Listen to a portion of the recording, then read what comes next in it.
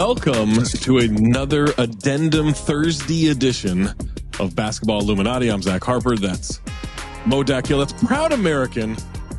And I mean right. Proud American, Wosny Lambre. Because at least I know I'm free. That's right. I recommend following Woz enough at Big Woz on all social platforms. Make sure you check it out.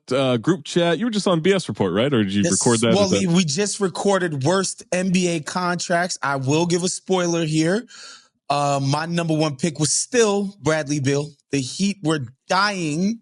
Yeah. They were literally dying to, not the Heat, excuse me. The Suns were dying to trade this. They were literally willing to do anything. They were begging.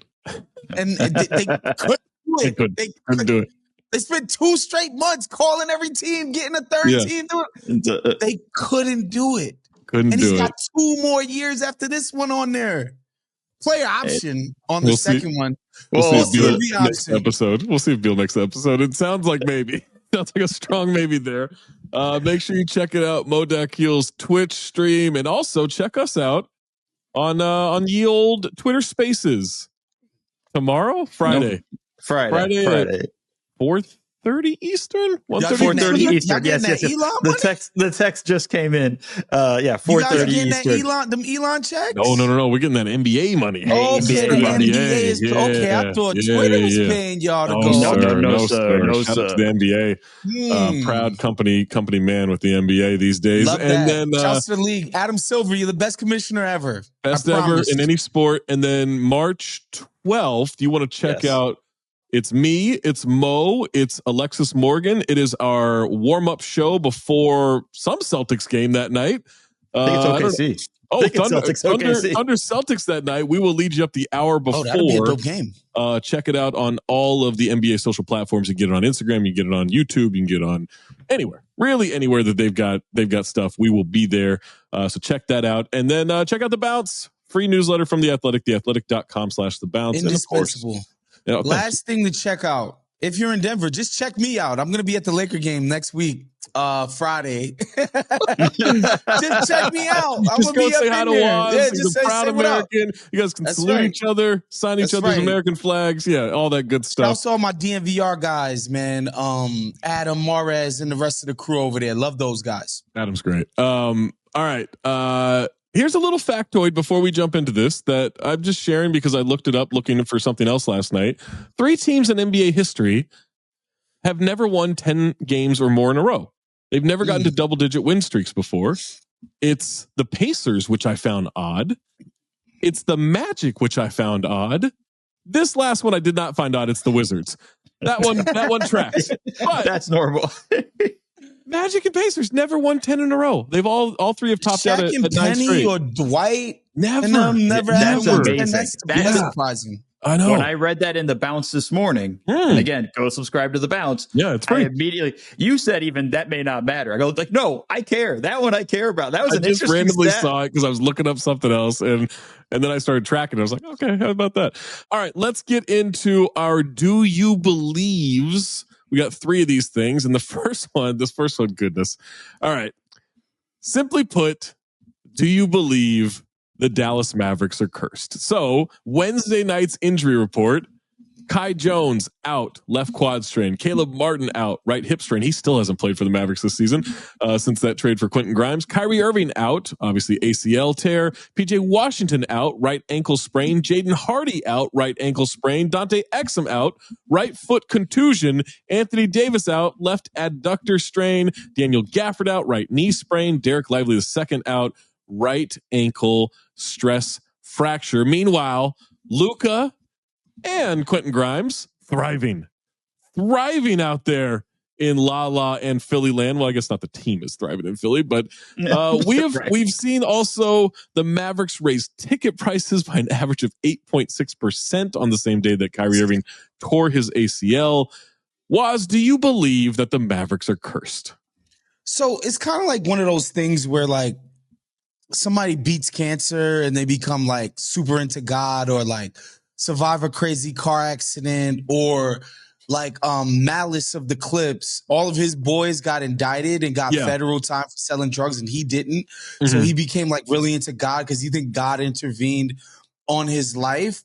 So he became like a true believer. Like, if you don't believe in curses, I don't know how you could see what's happening to the Dallas Mavericks since the Luka Doncic trade and not believe in curses. Like, it's impossible. Yeah. If you were like skeptical, like, oh, curses don't exist. How do you see this fucking team right now? Say they're not cursed. I just need a clarification here. Do we think cursed and karma are the same thing? Or like hand in hand? No. I don't think karma is different. Okay. I think karma I believe in karma, and I think they have bad karma right now. I don't know if I believe in curse, though. I think somebody who doesn't have good intentions is intervening on the happenings. Hey. So I never believed in curses. I never believed in curses. And then I started working for the Clippers. Hey. Ooh, yeah. See? Yeah. And then at one point I just turned around. And I mean, it started, I think, where I was like, oh, wait, we might be cursed. It was the Elton Brand Achilles injury in the offseason. Toughy. Yeah. And then when it seems like, oh, things might turn around, we're going to sign Baron Davis and he's going to team up with Elton. Oh, no, Elton's going to Philadelphia. Mm-hmm. And then at that point, I just turned around. And then the Sean Livingston knee blow up. Oh, my God. Jesus. Yeah. No, I believe in curses, Zach. I believe the Mavs have put a curse upon themselves, along the lines of trade. What happened with the Greg Gambino? What happened when the Red Sox traded Babe Ruth? I don't even know the full story about it. I don't even care, but it's just makes sense. One trade's all it takes. It took 100 years to undo that curse. Did it? It took 100 years. Or maybe Nico's going to have to wander the deserts of El Paso until he finds his way. Or they were just incompetent for like 90 years. But that's a curse, though. When it's 90 years? 90 years of incompetence? Have the Timberwolves been cursed or just horribly managed for decades? No, that's not horribly managed. It's horribly managed. 90 years. It's not 100 years. It's been horribly managed. I'm sorry, Dallas. The Cubs and the Red Sox, that was 100 years. You can't just chalk that up to just bad luck or bad management. Eventually, you luck into like drafting somebody who you can't possibly fuck up or whatever the case may be. I don't know, man. And then, you trade them away. Yeah. I'm just saying. This is the most talented team they ever put around Luka Doncic, by the way. For sure. It's a great team. Yeah, it was a perfect. Yeah. They went to the finals.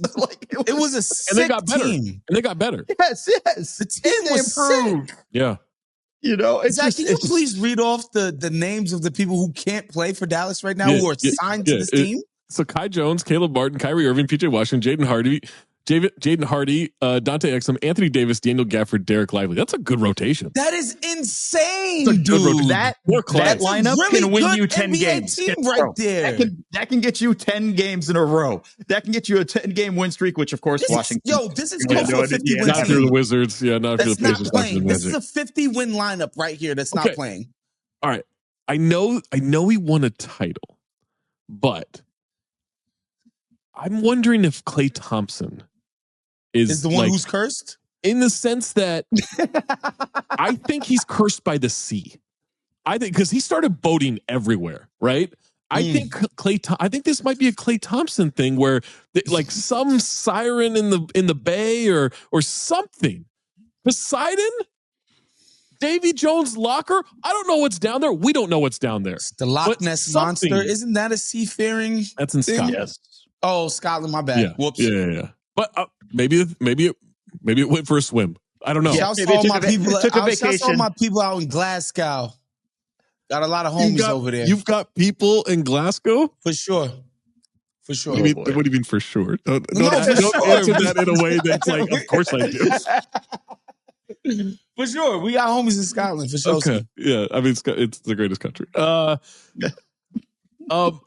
I do wonder, I was thinking about this and I was like, okay, well, it doesn't really track because he did win a title, but he wasn't very good in that title run either. So that might have just been Steph's lack of curse overcame Klay's curse because things were good until Klay got there. And I'm not saying Klay's a bad dude or anything, but he's had a tough 6 years.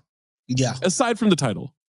We'll know if they're actually cursed or if they're just tragically mismanaged if because make no mistake about it, Kyrie Irving was in line for pretty much a max extension. He had these guys over a barrel this summer to be like, yeah, you traded Luka Doncic. You have no shot creation whatsoever. Pay my ass, motherfuckers. They were going to have to do that. If they still do that, knowing this guy's going to miss all of next year, they have to. They have no choice.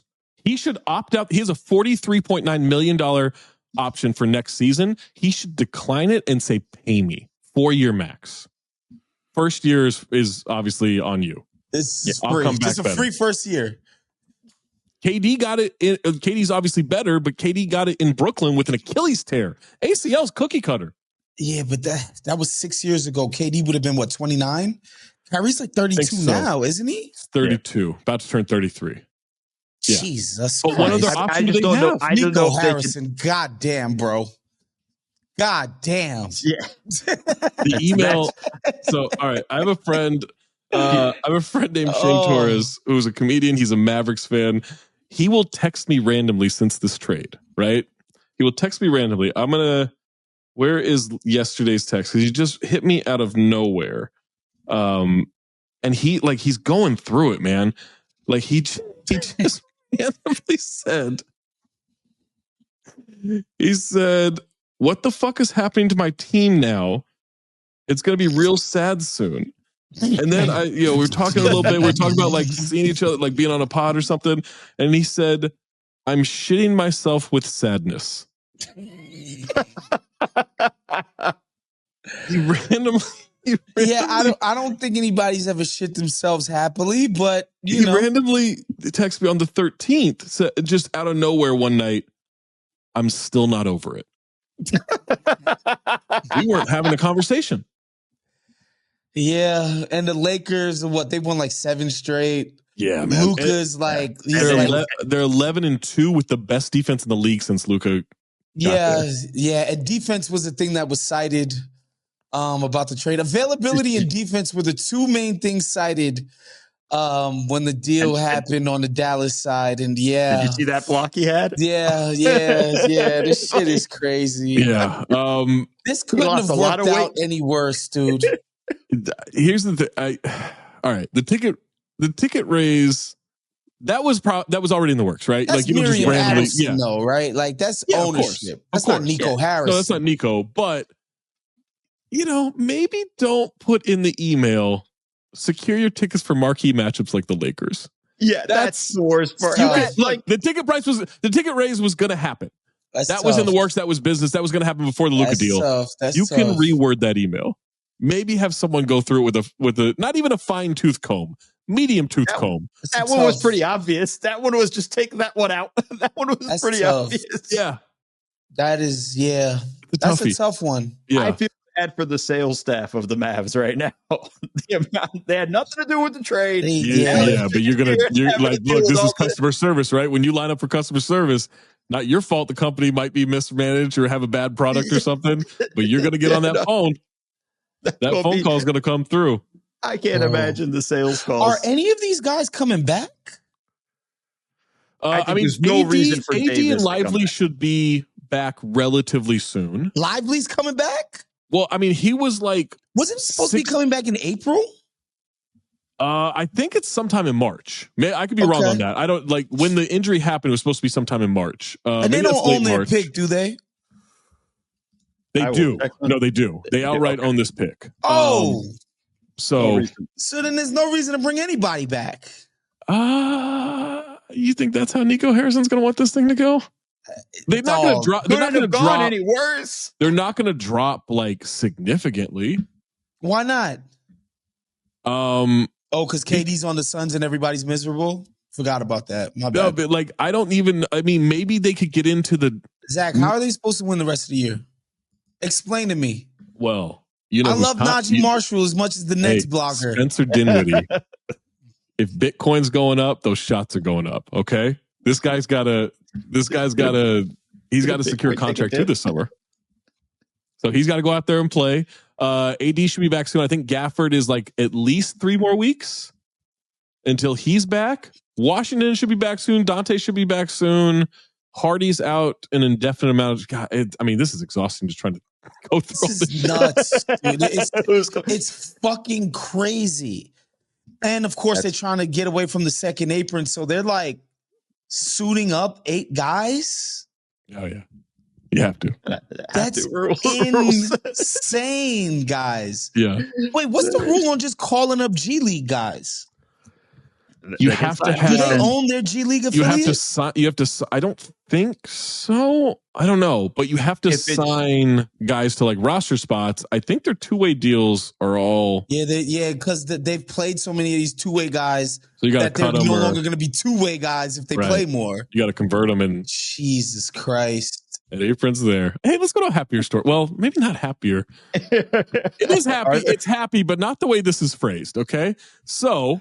Who phrased this question, by the way? Because you're disrespectful. I am not going to throw anyone under the bus. It was our producer, Anthony Mays, but I'm not going to throw him under the bus. I'm just letting you know who came up with this. So not at Talk Hoops, it's at Corn Puzzle. Or, you know what, just tweet at me. No one cares. All right. Do you believe, Mo Dakhil, that the Cleveland Cavaliers are the new 2015 Atlanta Hawks? So let me clarify. All right, let me clarify. This is disrespectful. This is the starting 5 All-Star team or starting 5 Eastern Conference Player of the Month or whatever. January Player of the Month was that starting 5, which is the worst. It's the worst thing that's ever happened to the NBA. In other words, a 1-year aberration, a nice regular season story that will flame out in the playoffs. The Cavs did clinch a playoff berth Wednesday night. By beating the Miami Heat. They're on pace to set a franchise record for wins at least 67.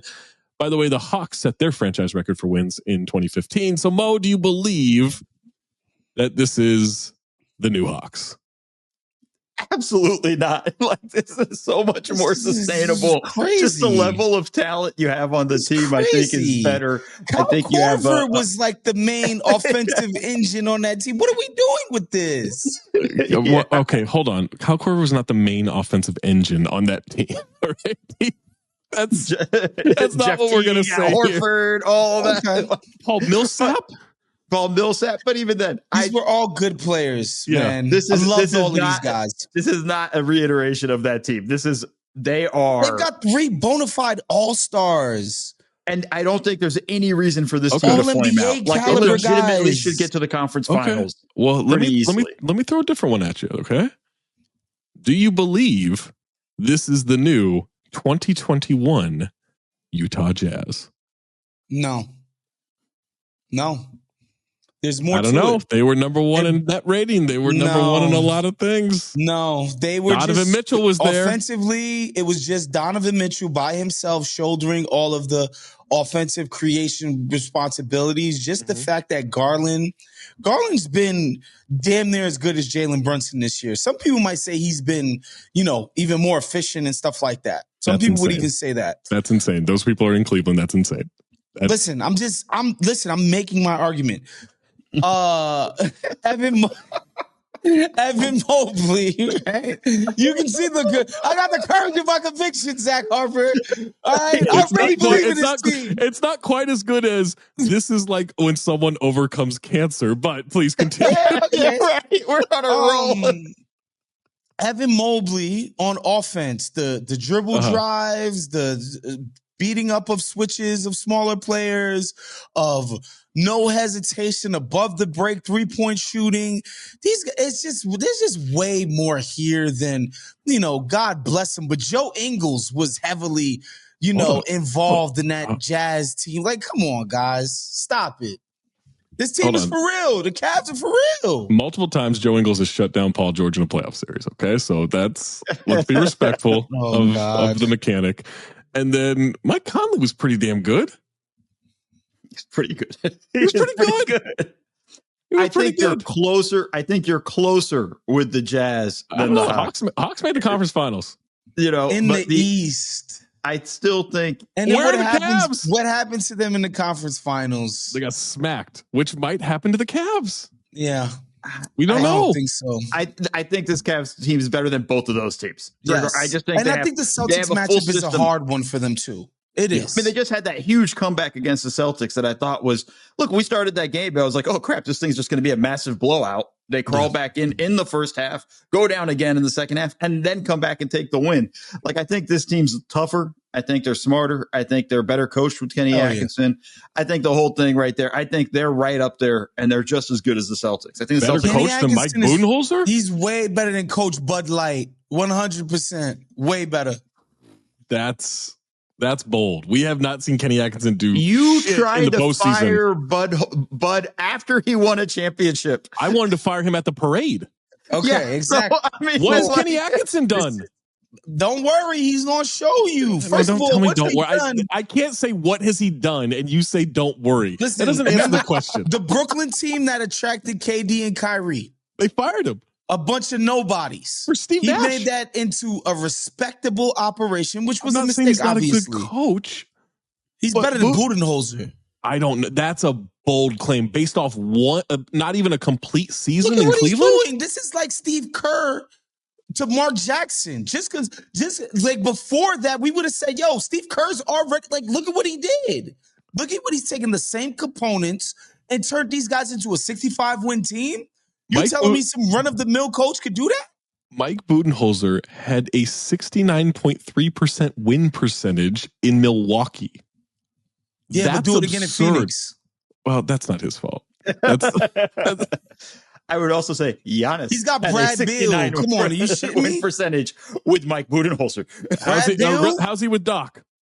Well, that's up there winning 70% of his games, or okay. Now we got a hierarchy here. The roster construction is different, but like, listen, I think Atkinson, what he's clearly shown that he's just, at the very least, he's a very good coach. Okay, and I think he's going to prove in the playoffs that he's one of the ones.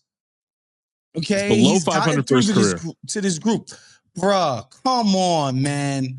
The Spencer Dinwiddie Nets was supposed to be like kicking everybody's asses. I don't think they'll flame out in the playoffs. Let me just put it to you that way. I think they're going to be real tough in the playoffs. Yeah, why not? Why not? In the East?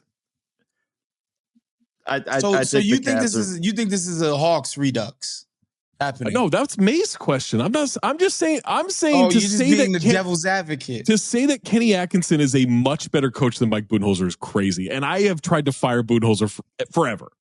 That's just crazy to me. That Kenny Atkinson hasn't shown anything prior to this season that could let you think that. Okay.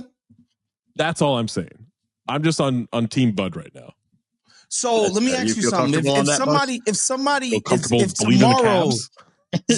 tomorrow somebody gave you an NBA team and Budenholzer and Kenny Atkinson were available, those are your two choices for your brand new NBA team. Which coach are you taking tomorrow? Budenholzer. Oh yeah? Yeah, for sure. Why? Because I know I'll at least win regular season games. Hold on, let me check Kenny Atkinson's playoff record. 1-4. No. 1-4. Kenny Atkinson has as many playoff wins as Mike Budenholzer has championships. Let me tell you something. Zach right there, that was the ultimate backhanded compliment to Budenholzer. He said, well, I know I'll win regular season games. I'm into the playoffs. I know that. I know I'll win I don't know that I'm doing shit in the playoffs, but I know I'm getting there. Yeah. I love it. Ringing endorsement. No, I don't think they're the new Hawks, but I don't think this thing is like, oh yeah, this is them forever. I think here's the thing. I believe in them more than I did 4 months ago, for sure. Like a lot more. I do too. Yeah. But they still have that Boston Celtics thing. And look, regular season games are great. They don't mean shit to me. Regular season doesn't mean shit to me. Like when it comes to the matchups, I need to see that in a playoff series. Boston is proven. Cleveland is very much not. But it doesn't mean they haven't fixed what their issues are. They're deep. They don't really have any holes in the roster. The DeAndre Hunter pickup. Here's the thing that bothers me about Cleveland. All right. You do not get to be a local broadcast and start co-opting DeAndre Hunter's time with the Hawks and say, no question, DeAndre Hunter is the sixth man of the year. He's been there for 3 weeks. He's not even This the is sixth man of happening the on year the on their broadcast. team. It's The Ty majority of Jerome. his work That's excellent. well, that was the funny thing is they won the other night on who'd they beat? The Ty Blazers Jerome on national has been TV. fucking He's been incredible. And so Donovan Mitchell starts going through because this is clearly propaganda from the top down, right? Mm-hmm. Broadcast will always let you know what the team wants you to know. For sure. Yeah. And so the propaganda right now is let's get DeAndre Hunter 6-man. And so Donovan Mitchell went into that mode. He knew, hey, got to hit these talking points after this win. He's on national TV. He says, DeAndre, he's got to be 6-man of the year. And then caught himself, was like, or Ty. Like he just threw it in there as in a way because of course, like Ty Jerome's been there the whole season. And he's been great. He's actually been your teammate the entire season. That's my problem with Cleveland right now. Yeah, you don't get to co-opt that. That's fair. That so was fair. funny. That's a fair gripe. Because it should be Ty Jerome on that team. And it has nothing to do with the product on the floor. It has to do with the propaganda from the organization. It's just like, bro, come on. We're in just got there. Big time propaganda mode right now. I watched the Nuggets Kings game last night. It didn't matter which local broadcast I was on. They were both awful. They were both just like spinning a tale that you would not believe. It's tough. I think here's the upshot for the Cavs. Eventually, Boston is going to have to sell off some of these damn parts. You would think. Eventually, and they're gonna be a shoo-in for the finals after that. But I think until then, they're gonna have trouble with Boston as presently constructed. I do want to see. I do think I think Mobley might be that X factor though. The thing that changes stuff now because he is so much better than he was last year. Yes, he's so much better. It's not even a argument, like using him to facilitate offense and everything. I think this has been a phenomenal season for him. He's even better defensively than he was last year. I mean, he's really the real deal there. Maybe if he can shut down Tatum enough for a series, then I'm open to them being able to match him shot for shot. Last topic. Do you believe simply that Shai Gilgeous-Alexander is the MVP? We'll let you know. He scored 41 points against the Grizzlies last night, his 10th game of 40 or more this season, leads the league in scoring. They're a game out of the best record there. If you want to, he's having a historic season that has never been done before with his points, rebounds, assists, steals, and shooting efficiency. Never been done before. Jokic is having a once in a lifetime season, even for him, right? But there is an 11 game difference in the standings between these two players. And if things are relatively even, 11 games in the standings is a lot. That's a lot to make up for. Now, look, we're going into value and everything, but Waz, do you believe SGA is the MVP? I think he's going to win the MVP. I don't think he's having a better season than Nikola Jokic, though. Oh. I just don't. There's no empirical data that you can point to that says SGA has been better. Hold on, I got a stat for you. I want to throw this out there. Stat. All right. I'm not filling time. I have the stat ready, so I'm going to hit you with it right now. So Nikola Jokic, when he is on the floor, the Denver Nuggets are plus 11.5 per 100 possessions, right? When he is off the floor, they are minus 9.3. So we are talking about a 20.8 per 100 possession difference. That's insane. Right? Like that's immense. Yes. But let me hit you with this, okay? When SGA is on the floor, the Thunder are plus 17.6 per 100 possessions. Mm-hmm. When he's off the floor, they're plus 1.2. So it's not a negative, but their dominance, their historic dominance, only comes from him being on the floor this year. Yeah. So we're talking like a 16-point difference versus 20-point difference. So there is another level to this Jokic thing. But I don't think people realize that the Thunder are still really good. They're still a bit of a winning team. They're not dominant in the way we've seen. And that is all SGA. Yeah, I think he's the clear-cut number 2. I just think Jokic has just done more individually. And part of it is that he, especially early on in the season, he absolutely had to. They fucking sucked. Jamal Murray couldn't hit the broadside of a barn. He scored 56 points against the Wizards and lost. That's the craziest stat of the season. How many wins do the Wizards have at this point? That's he's 12. He's 12. He's looking like himself finally, like as of recently, but like he was bad to start the season. Yeah. And Gordon missed a bunch of games. And like, you know, the freaking the young guys off the bench that Calvin Booth swears are the, you know, the next fucking Harlem Globetrotters. It's just crazy. Don't do that. Great guy. I'm sure he's a great guy, but my God, this insistence that these young guys were going to be capable role players, like, stop it. Mo, do you believe that SGA is the MVP? Sorry, I'm busy. Calvin Booth. I think he is. I think he is at this point. And when you bring up that stat, Zach, like it's a lot closer in that sense. Look, if Jokic wins it, I'm not going to be like, oh, SGA was robbed or whatnot. He's not going to win it. It's one of those. Either of those two guys wins it, it's fine. We're not going to really kind of sweat it. But I think Shai has done enough to win the MVP this season. I think he is their offense. Like, let's just be honest. They don't have an offensive system. It's give it to Shai, let him create, let him attack. It's all drive and kick. It's all based on him creating for everybody else, getting to the lane, knocking down shots. It's on that end. He's also been really good on the defensive end. And he's been phenomenal on that end as well, as part of the reason why the Thunder are so good defensively. He's doing it on both ends as well. Like, for me, it's got to be him. And he's just absolutely dominant. Every time he gets it, there's nobody's been able to stop him yet. And I think that's a big one right there.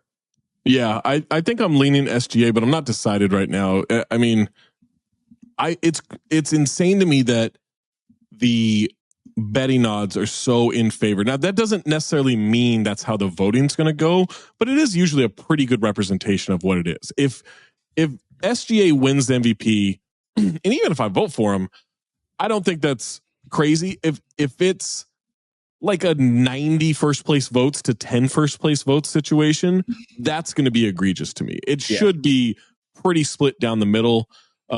Maybe even come to like, I mean, I also, if there's a ballot out there that doesn't have both of those guys 1-2, what are we doing? You know, I don't care what relationships you're trying to protect. That's somebody's going to put LeBron at 2.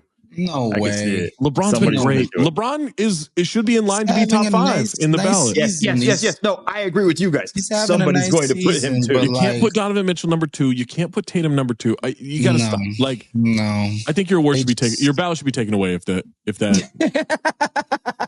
Zach is coming for your ballot. Yeah. It's just you have to. Yeah, you have to. It's just too ridiculous. But I still think there's too much season left. If they can get within like 7 games, is that enough for Jokic to be the clear-cut guy? Or not even clear-cut, but to get an advantage? Or is it too much to overcome at this point in the standings? It's too much, man.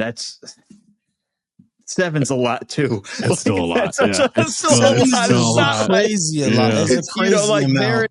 They're in a heated battle with the Lakers for the second seed. Like, I don't even. Yeah, that's true. It's not. 7's not enough. We get it to 5. Maybe we can have the conversation.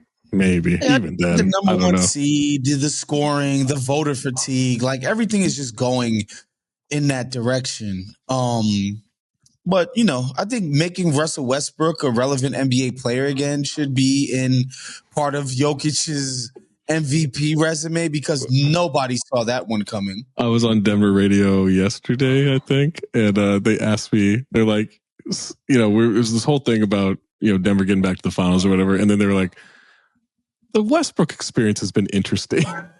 You can tell they don't want to root for him. They gotta have to. I mean, bruh, he's done it. He's done it on the floor. Last night he made a clutch corner 3. Like, he hit 4 threes last night. He should not be shooting them. I don't care that he hit 4 last night. He should not be shooting them. He should be fined every time. What if he got better in the off season, Zach? Okay, let me check his percentage. Let me see. Westbrook is at 33.3%. He's hitting a third of them. How is he on catch and shoot? It's a level of research. It's going to take a little bit. Got to get better at these NBA stats, by the way. Don't use ChatGPT. Please don't use ChatGPT. I can't stress that enough. It's a bad thing. All this AI stuff is bad. Don't do it. No one do it. Russell Westbrook. I'm definitely not filling time anymore. I've got the stats right here. Got the stats. I've got the stats right here on catch and shoot. Jesus. What's up? 32.6%. How about the corner, Zach? How about from the corner? On open threes, on wide open threes, he's 34.6%. That's not good, but right where it's like good enough. On open threes, 24%. And that's gonna do it. That is gonna do it. Come closer. Come closer. I need to make this. Sure you're following. Make sure you check it out, Waz, on all the Ringer podcasts. Make sure you check it out, Mo's Twitch stream. Make sure you check us out on the NBA accounts on Twitter. Not just tomorrow at 4:30 Eastern, but March 12th with our pregame show with Alexis Morgan.